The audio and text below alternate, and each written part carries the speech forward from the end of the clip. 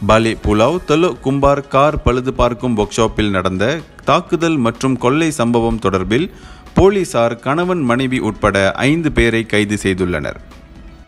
Work shop உரிமையாளர் கொடுத்த புகாரின் அடிப்படையில் 23 மற்றும் 55 வயதிற்குட்பட்ட 5 கைது செய்யப்பட்டனர். சம்பவத்தின் போது உரிமையாளர் மற்றும் அவரது 2 ஊழியர்களும் 6 சந்தேக நபர்களால் இரும்பு கம்பிகளால் தாக்கப்பட்டனர்.